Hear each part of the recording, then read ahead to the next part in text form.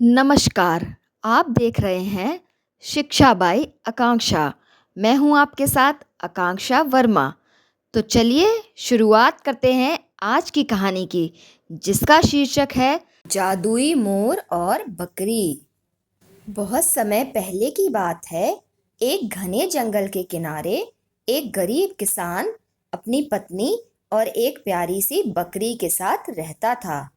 किसान का नाम रघु था और उसकी बकरी का नाम बिजली था।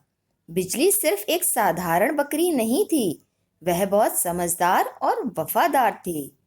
बिजली हर सुबह जंगल में चली जाती और शाम को लौटती, लेकिन जब भी वह वापस आती, उसकी थैली में कुछ चमकते हुए मोती होते।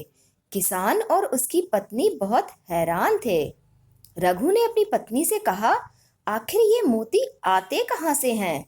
उसकी पत्नी ने उत्तर दिया, शायद जंगल में कोई जादुई जगह है। रघु को बहुत जिज्ञासा हुई। उसने तय किया कि वह अगले दिन बिजली का पीछा करेगा। अगले दिन किसान छिपकर अपनी बकरी के पीछे पीछे जंगल में गया। थोड़ी दूर चलने के बाद वह एक सुंदर झरने के पास पहुंचा। वहां उसने देखा कि बिजली एक शानदार जादुई मोर से मिल रही थी। मोर की पंखों से रोशनी निकल रही थी। जैसे ही वह अपने पंख फड़फड़ाता, कुछ चमकते हुए मोती गिरते। बिजली उन मोतियों को अपनी थैली में भरती और घर लौट आती। किसान ने मन ही मन सोचा, अरे यह तो कोई जादुई मोर है। रघु बहुत लालची हो गया। उसने सोचा, अगर मैं इस मोर को पकड़ लूं तो अमीर बन जाऊंगा। अगली सुबह जब मोर फिर से झरने के पास आया, तो किसान ने एक जाल बिछाया और जैसे ही मोर फड़फड़ाने लगा, वह उसमें फंस गया।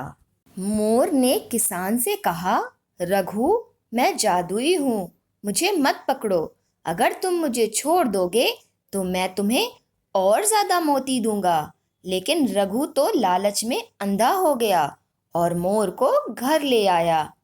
घर आकर किसान ने मोर को एक पिंजड़े में बंद कर दिया और सोचा कि अब वह हर दिन अनगिनत मोती पाएगा। लेकिन अगले दिन जब बकरी आई तो उसकी थैली में कोई मोती नहीं आए। बिजली मोर को पिंजड़े में देखकर बहुत दुखी हुई। उसने मोर से कहा, तुम्हें कैद में देखकर मुझे बहुत बुरा लग रहा है। तुम तो मेरे सच्चे दोस्त हो। मोर मुस्कुराया और धीरे से बोला, बिजली, सच्ची दोस्ती स्वतंत्रता से बढ़कर होती है। अगर तुम चाहती हो कि मैं खुश रहूं तो मुझे आज़ाद कर दो। बिजली ने बिना देर किए पिंजड़े का दरवाज़ा खोल दिया और तुरंत मोर बाहर निकला और अपनी जादुई शक्ति से गायब हो गया। जब रघु घर वापस आया और देखा कि मोर गायब हो गया है, तो वह गुस्से और पछतावे से भर गया। उसे लगा, अब ना तो मोर है और ना ही मोती। बिजली ने किसान से कहा, अगर तुमने लालच नहीं किया होता तो हमें रोज मोती मिलते, लेकिन अपने स्वार्थ के कारण तुमने सब कुछ गवा दिया।